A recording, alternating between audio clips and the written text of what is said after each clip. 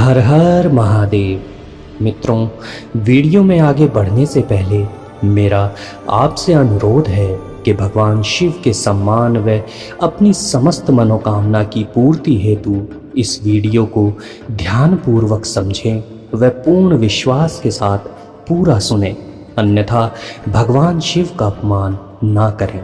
मित्रों, सनातन संस्कृति में सावन को भगवान भोलेनाथ का सबसे प्रिय माह माना जाता है, जिसके चलते हर शिव भक्त इस माह भगवान शिव को प्रसन्न करने के लिए व्रत व पूजा अर्चना करते हैं। माना जाता है कि भगवान भोलेनाथ इतने भोले हैं कि अपने भक्तों पर तुरंत प्रसन्न होकर उन्हें आशीष प्रदान करते हैं और सावन माह में भगवान शिव द्वारा अपने भक्तों की मनोकामना तुरंत पूर्ण की जाती है।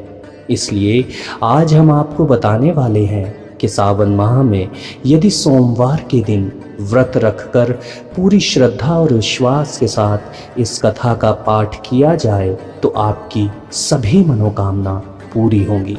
तो चलिए मित्रों, विलंब न करते हुए आज की इस कल्याणकारी कथा को आरंभ करते हैं। तो मित्रों, प्राचीन काल में एक साहूकार था जो भगवान शिव की अत्यंत भावपूर्ण भक्ति करता था। साहूकार के पास धन धान्य व अन्य किसी साधन की कमी नहीं थी, किंतु साहूकार की कोई संतान नहीं थी और वह इसी कामना को लेकर प्रतिदिन महादेव के मंदिर जाकर पूजा अर्चना किया करता था। साहूकार की यह भावपूर्ण भक्ति देखकर एक दिन माता पार्वती भगवान शिव से बोली, हे नाथ, यह साहूकार आपका अनन्य भक्त है। यदि वह किसी कष्ट में है तो आपको उसके कष्ट दूर करने चाहिए।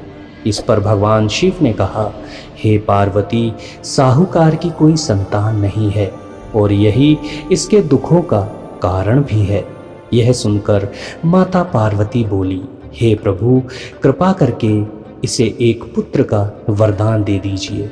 इस पर महादेव ने कहा, हे देवी, साहूकार के भाग्य में पुत्र का योग ही नहीं है और यदि इसे पुत्र प्राप्ति का वरदान मिल भी गया तो वह केवल 12 वर्ष ही जीवित रहेगा। यह सुनकर माता पार्वती ने भगवान शिव से कहा, हे प्रभु, आपको इस साहूकार को पुत्र प्राप्ति का वर देना ही होगा, अन्यथा अन्य भक्त क्यों आपकी पूजा व सेवा करेंगे। अंततः माता पार्वती के निरंतर कहने से भगवान शिव ने साहूकार को पुत्र प्राप्ति का वरदान तो दिया, किंतु यह भी कहा कि उसकी आयु केवल 12 वर्ष ही होगी।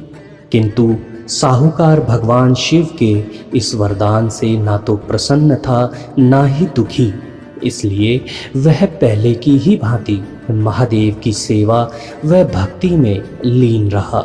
किंतु कुछ समय पश्चात साहूकार की पत्नी गर्भवती हुई और समय पूरा होने पर उन्हें एक सुंदर बालक की प्राप्ति हुई। परिवार में खूब हर्षोल्लास मनाया गया, किंतु साहूकार अभी भी सामान्य ही था और उसने बालक की 12 वर्ष की आयु के बारे में किसी को नहीं बताया। कुछ वर्ष बीते और वह बालक 11 वर्ष का हुआ तो एक दिन साहूकार की पत्नी ने बालक के विवाह के लिए साहूकार को बोला, किंतु साहूकार ने उत्तर दिया कि वह अभी बालक को शिक्षा हेतु काशी भेजेगा। इसके पश्चात साहूकार ने बालक के मामा को बुलाया और उनको कहा कि बालक को पढ़ने के लिए काशी ले जाओ, किंतु रास्ते में जिस भी स्थान पर रुको वहाँ महादेव का यज्ञ व ब्राह्मणों को भोज कराते हुए ही आगे बढ़ना। अंततः उन्होंने काशी की तरफ प्रस्थान किया।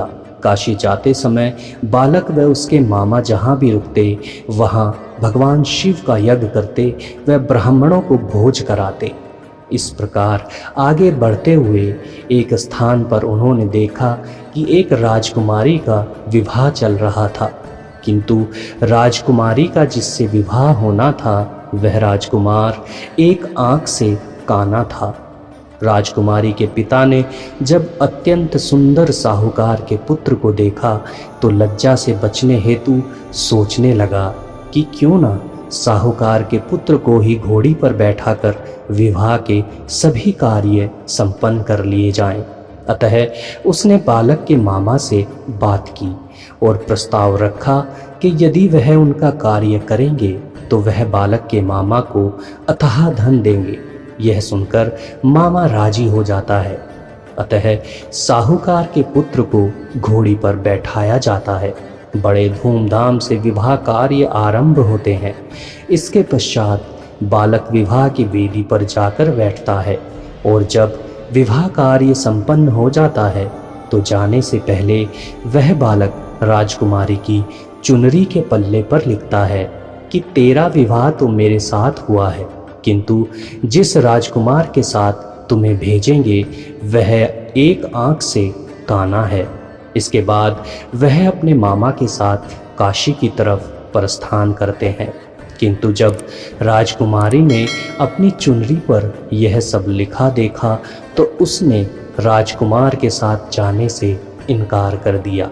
परिणाम स्वरूप राजा ने भी अपनी पुत्री को बारात के साथ विदा नहीं किया और बारात वापस लौट गई।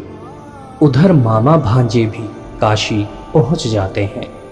काशी में उस बालक की शिक्षा व प्रतिदिन यज्ञ और ब्राह्मण भोज निरंतर चल रहा था। एक दिन प्रातः यज्ञ आरंभ हुआ। बालक अपने कक्ष में पूजा के लिए तैयार होने गया, किंतु वह बालक बहुत समय तक बाहर नहीं आया तो उसके मामा ने अंदर जाकर देखा। वहां पर वह बालक मृत पड़ा था। आज उसका 12वां जन्म दिवस था। अतः शिवजी के वरदान के अनुसार उसका जीवन काल पूरा हो चुका था। अपने भांजे को मृत देखकर वह बहुत दुखी हुआ, किंतु सोचने लगा कि अभी रोना पीटना मचाया तो ब्राह्मण चले जाएंगे और यज्ञ का कार्य अधूरा रह जाएगा। इसलिए वह शांत हो गया। किंतु जब यज्ञ संपन्न हुआ तो मामा ने विलाप करना शुरू कर दिया। उसी समय भगवान शिव व माता पार्वती वायु मार्ग से निकल रहे थे तो माता पार्वती ने भगवान शिव से पूछा, प्रभु ये कौन विलाप कर रहा है? तब उन्हें पता चला कि भगवान शिव के आशीर्वाद से जन्मे उस साहूकार के पुत्र की मृत्यु हो गई है। यह देख माता पार्वती व्याकुल हो उठी। उन्होंने भगवान शिव से प्रार्थना की, हे देवों के देव महादेव, हे त्रिनेत्रधारी, हे परमेश्वर, मेरी आपसे विनती है कि इस बालक को जीवन दान दे दीजिए, अन्यथा इसके बूढ़े माता पिता भी रो रो कर अपने प्राण त्याग देंगे। इस पर भगवान शिव ने कहा, हे देवी, इस बालक की आयु इतनी ही थी, सो वह भोग चुका। यही सृष्टि का नियम भी है, अतः मैं कुछ नहीं कर सकता। किंतु माता पार्वती ने भगवान शिव की एक भी बात नहीं मानी और निरंतर महादेव से उस बालक के प्राणों का दान मांगती रही। अंततः माँ के बार बार आग्रह करने पर भगवान भोलेनाथ ने उस बालक को पुनः जीवित कर दिया और वह बालक ओम नमः शिवाय का जाप करते हुए पुनः जीवित हो गया। बालक व उसके मामा दोनों ने भगवान शिव को धन्यवाद दिया व भावपूर्ण पूजा अर्चना की। उसके पश्चात यथाशीघ्र दोनों ने वापस अपनी नगरी प्रस्थान किया। वापस लौटते हुए रास्ते में पुनः वही नगर पड़ा जिस जगह राजकुमार के स्थान पर लड़के को घोड़ी पर बैठाया गया था। वह राजकुमारी से विवाह के सभी कार्य संपन्न कराए गए थे। राजा के सैनिकों द्वारा पहचाने जाने पर दोनों को सम्मान पूर्वक राजा के दरबार में प्रस्तुत किया गया, जहां पर दुखी राजा ने दोनों को पूरी बात बताई। अतः साहूकार के पुत्र की पत्नी होने की वजह से राजा ने अपनी राजकुमारी को साहूकार के पुत्र के साथ धन धान्य व पूर्ण सम्मान के साथ विदा किया। उधर साहूकार जब अधिक दिनों तक भगवान शिव के वरदान की बात छुपा नहीं पाया तो उसने पूरी बात अपनी पत्नी को बताई। यह बात सुनकर बालक की माता का बुरा हाल हो गया। अतः दोनों ने प्रण किया कि जब तक उनका पुत्र सकुशल वापस नहीं लौटता तब तक अन्न का एक दाना ग्रहण नहीं करेंगे और ऐसे ही अपने प्राण त्याग देंगे। अतः उन्होंने पूरे सावन मास उपवास रखा व भगवान शिव की आराधना करने लगे। उधर जब मामा ने आकर साहूकार के पुत्र और बहू के आने का समाचार दोनों को सुनाया तो उन्हें विश्वास नहीं हुआ। अतः मामा ने शपथ पूर्वक साहूकार को पूरी घटना की जानकारी दी।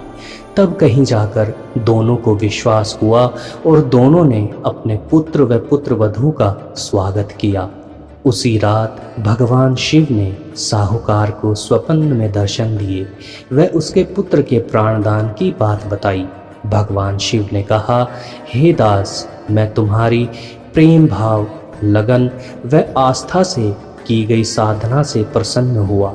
अतः अब तुम्हारा पुत्र पूर्ण सम्मान व गौरवशील जीवन व्यतीत करेगा और जो भी व्यक्ति सावन माह में सच्चे मन से मेरी आराधना व इस कथा का पाठ करेगा अथवा सुनेगा, उसके समस्त दुखों का अंत होगा, वह सभी मनोवांछित कामनाओं की पूर्ति होगी।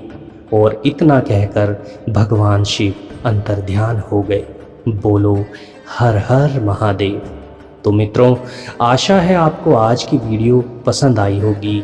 आपसे निवेदन है, अगर वीडियो पसंद आया हो तो वीडियो को लाइक ज़रूर कीजिएगा, अपने दोस्तों के साथ भी शेयर ज़रूर कीजिएगा और कमेंट बॉक्स में हर हर महादेव लिखना मत भूलिएगा।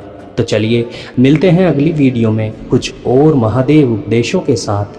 तब तक आप अपना ध्यान रखिए। हर हर महादेव।